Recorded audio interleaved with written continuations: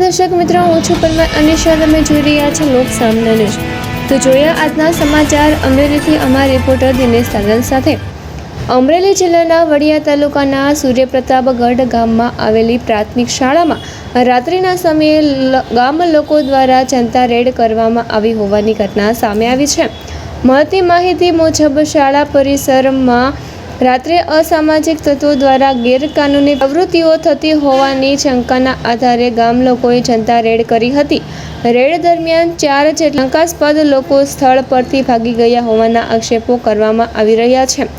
ગામ લોકોનો આક્ષેપ છે કે શાળા પરિસરમાં કેટલાક લોકો દ્વારા ગાંજાનું સેવન કરવામાં આવતું હતું. જોકે આ બાબતે હજુ સુધી પોલીસ અથવા સંબંધિત તંત્ર તરફથી કોઈ સત્તાવાર પુષ્ટિ કરવામાં આવી નથી.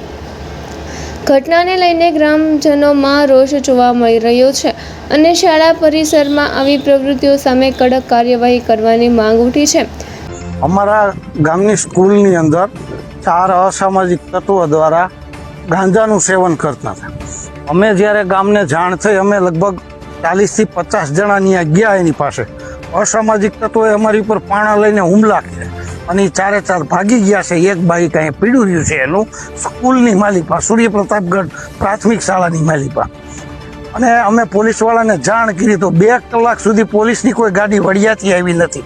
2 હોમગાર્ડના જવાન ખાલી આવ્યા હતા. તો એ કે તમે અમને આ ગાડી આપી દો અને આ બધું અમને આપી દો. અમે કીધું કોક સાહેબને બોલાવો. હજી કોઈ અધિકારી અહીં પહોંચ્યા નથી. મીડિયા પહોંચી ગયું છે. પછી અમે મીડિયાવાળાને જાણ કરી કે ભાઈ તમે આવો. એટલે મીડિયાવાળા આવી ગયા છે, પણ પોલીસવાળા 2 કલાક થઈ હજી આવ્યા નથી. અહીંયા ગામમાં પ્રાથમિક શાળામાં બીજી પ્રવૃત્તિ ચાલતી હતી, એટલે અમે તપાસ કરી.